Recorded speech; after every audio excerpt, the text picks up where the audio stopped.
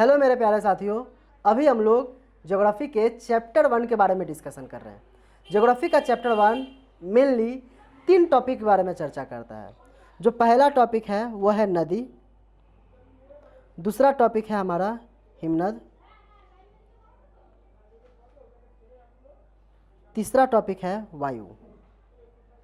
आज हम जो डिस्कशन करेंगे वो डिस्कशन तीनों को मात दे रहा होगा। नदी हो, हिमनद हो या वायु हो, ये तीनों अपने पूरे जीवन काल में 3 काम करते हैं। नदी, हिमनद या वायु। जो इनका पहला काम होता है उसे हम अपनी भाषा में कहते हैं, घरेलू भाषा में, कटाव।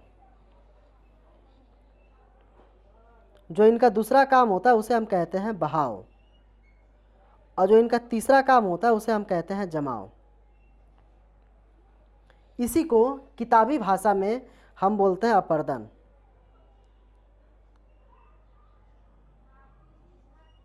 बहाव को हम बोलते हैं परिवहन, और जमाव को हम बोलते हैं निक्षेपण।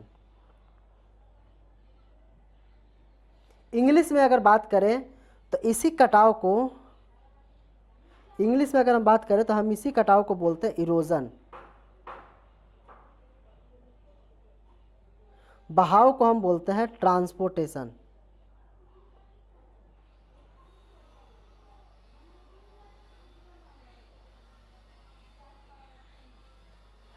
और जमाव को हम बोलते हैं डिपोजिशन।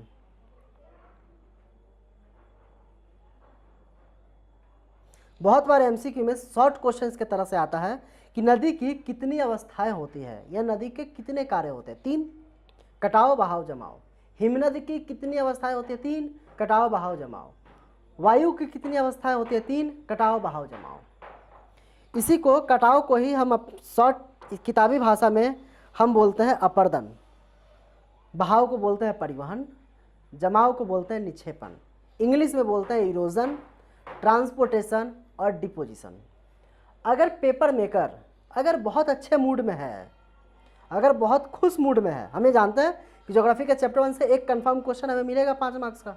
अगर पेपर मेकर बहुत अच्छे मूड से है तो ज्योग्राफी की शुरुआत है ये, यहीं से आपको 5 मार्क्स का एक क्वेश्चन चिपका देगा। वो भी खुश, आप भी खुश। लेकिन भाई साहब, अगर पेपर मेकर का दिमाग घूमा है, अगर बीवी उसे अच्छा खाना बना के नहीं खिलाई है, अगर बीवी से उसका हुआ है झगड़ा, तो वो जो क्वेश्चंस आपको देगा, ऐसा नहीं वो क्वेश्चंस करवाया जाएगा, लेकिन थोड़ा सा और इन डेप्थ चल जाते हैं। लेकिन बहुत खुश मूड में है वो, क्वेश्चन यही देगा। आपसे क्वेश्चन पूछ देगा नदी की कितनी अवस्थाएं होती है, वर्णन कीजिए, 5 मार्क्स। फोकट का नंबर होता है भाई साहब। नदी की 3 अवस्थाएं होती है, कटाव, बहाव, जमाव। क्या होता है कटाव, क्या होता है बहाव, क्या होता है जमाव, इसके बारे में हम नेक्स्ट क्लास में चर्चा करेंगे। लेकिन अच्छे मूड में हो तो क्वेश्चन यही आता है, नदी की कितनी अवस्थाएं होती है, वर्णन कीजिए। हिमनद की कितनी अवस्थाएं होती है, वर्णन कीजिए। वायु की कितनी अवस्थाएं होती है, वर्णन कीजिए। कल के क्लास में हम डिस्कशन करेंगे कटाव क्या होता है, बहाव क्या होता है, जमाव किसे कहते हैं, इसके बारे में कल के क्लास में डिस्कशन करेंगे। आज के लिए इतना ही, मिलते हैं कल के क्लास में। कटाव किसे कहते हैं, बहाव किसे कहते हैं, जमाव किसे कहते हैं, टॉपिक के साथ। ये वीडियो अपने दोस्तों के साथ शेयर करके उन्हें कहिए कि चैनल को सब्सक्राइब करें, और भी अपने दोस्तों के साथ शेयर करें। क्लासेस को मन लगा के करें, वीडियो पे लाइक करें। Thank you. मिलते हैं कल के क्लास में नए टॉपिक के साथ। धन्यवाद।